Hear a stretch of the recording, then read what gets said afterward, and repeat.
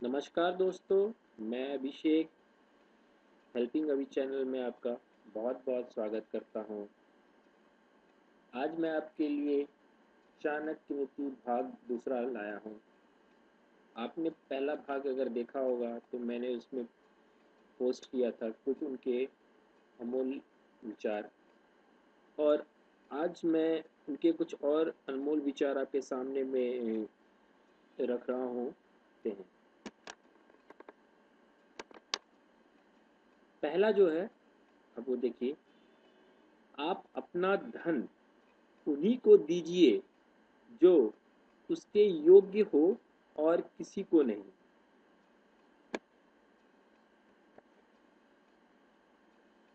कोई काम शुरू करने से पहले स्वयं से 3 प्रश्न कीजिए। मैं ये क्यों कर रहा हूँ? इसके परिणाम क्या हो सकते हैं? और क्या मैं सफल होऊंगा?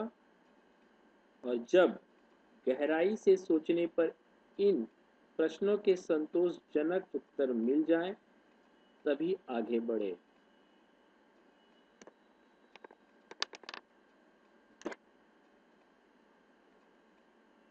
संतुलित दिमाग जैसी कोई सादगी नहीं है। संतोष जैसा कोई सुख नहीं है। लोभ जैसी कोई बीमारी नहीं है। और दया जैसा कोई पुण्य नहीं है।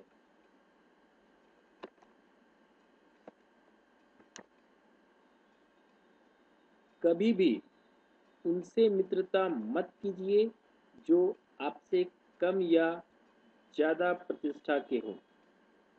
ऐसी मित्रता कभी भी आपको खुशी नहीं देगी।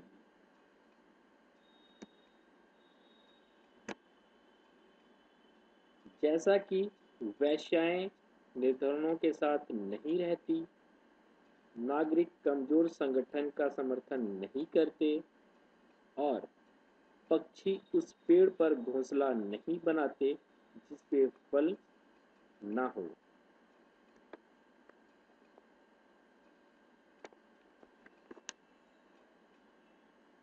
ईश्वर चित्त में नहीं, चरित्र में बसते हैं। अपनी आत्मा को मंदिर बनाओ।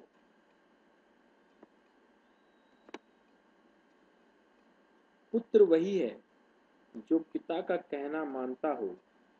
पिता वही है जो पुत्र का पालन पोषण करता हो।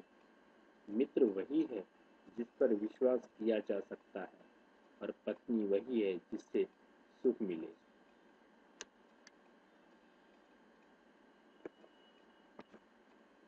इख, तिल, चंदन, इनको जितना भी रगड़ा जाए उतना ही अच्छा होता है।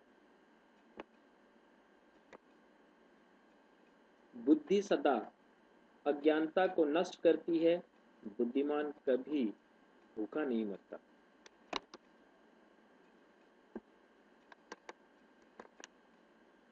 राजा, आग, गुरु, इन सब के निकट जाना अच्छा नहीं होता।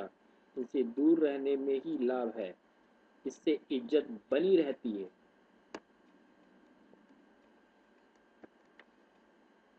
जो माँ बाप अपनी औलाद को शिक्षा नहीं दिलवाते, उन्हें अपने औलाद का सबसे बड़ा शत्रु मानना चाहिए।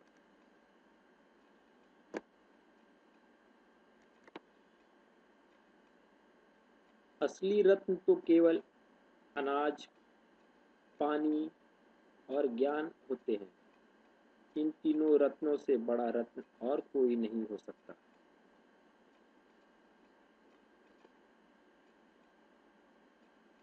जैसे धरती खोदने से उसमें से पानी निकलता है, वैसे ही गुरु की सेवा करने से विद्या प्राप्त होती है।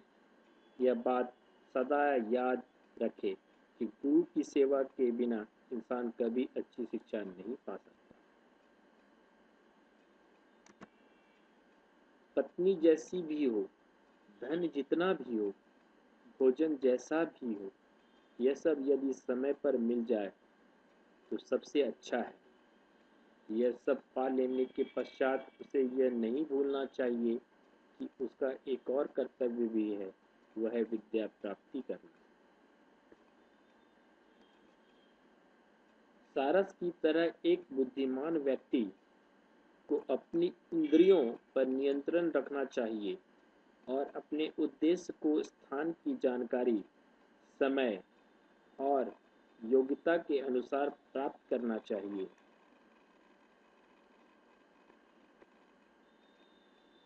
हमें भूत के बारे में पछतावा नहीं करना चाहिए, ना ही भविष्य के बारे में चिंतित होना चाहिए।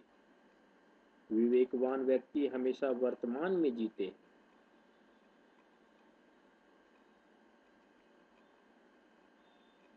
कोई व्यक्ति अपने कार्यों से महान होता है, अपने जन्म से नहीं।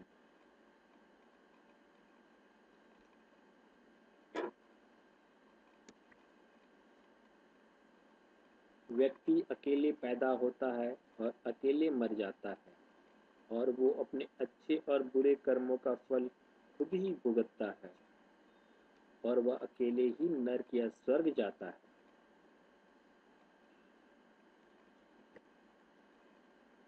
इस संसार में आज तक किसी को भी अपने धन से, जीवन से, स्त्रियों से और भोजन से पूर्ण तृप्ति नहीं मिली।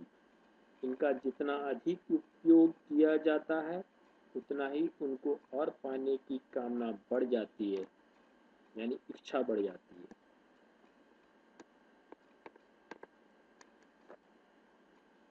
महिलाओं में पुरुषों की अपेक्षा भूख 2 गुना, लज्जा 4 गुना, साहस 6 गुना और काम 8 गुना अधिक होती है।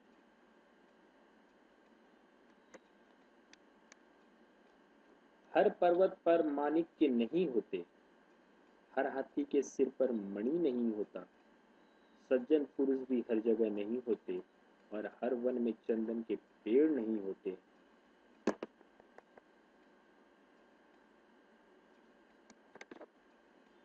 ऐसे लोगों से दूर रहें जो आपके मुंह पे तो मीठी मीठी बातें करते हैं, लेकिन आपके पीठ पीछे आपको बर्बाद करने की योजना बनाते हैं। ऐसे लोग उस जहर भरे घड़े के समान होते हैं जिसकी ऊपरी सतह दूध से भरी है, लेकिन नीचे जहर ही जहर भरा हुआ है।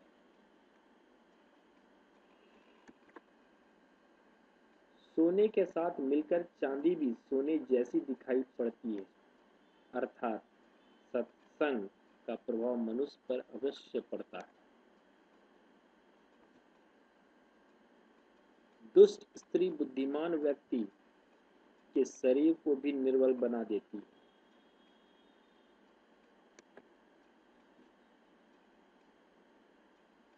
भाग्य के विपरीत होने पर अच्छा कर्म भी दुखदायी हो जाता है।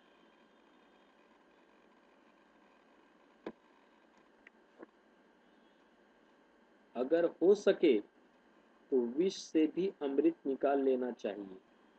यदि सोना गंदे स्थान में भी गिरा हुआ हो तो उसे उठा लेना चाहिए। नीचे कुल में जन्म लेने वाले व्यक्ति से भी ज्ञान की बातें सीखनी चाहिए। बदनाम घर की स्त्री भी महान गुणों से संपन्न हो तो उसे ग्रहण करना चाहिए।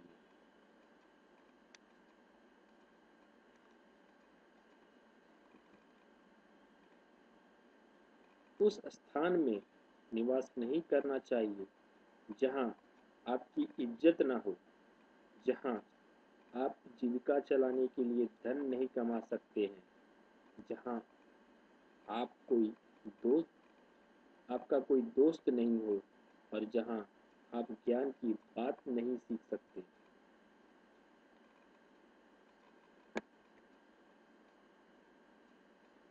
असंभव शब्द का इस्तेमाल बुज़दिल करते हैं। बहादुर और बुद्धिमान व्यक्ति अपना रास्ता खुद बनाते हैं।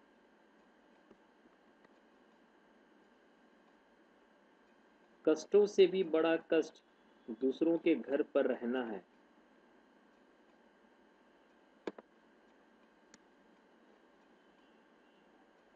भविष्य में आने वाली मुसीबतों के लिए धन एकत्रित करना चाहिए।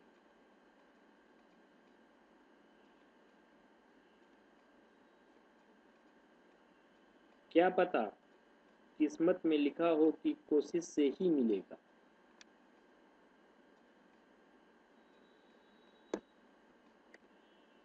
तो ये कुछ लगभग 30 या 31 अनमोल विचार जो चाणक्य के थे, मैंने आपके सामने में रखे और मुझे आशा है कि आप इन्हें पसंद करेंगे।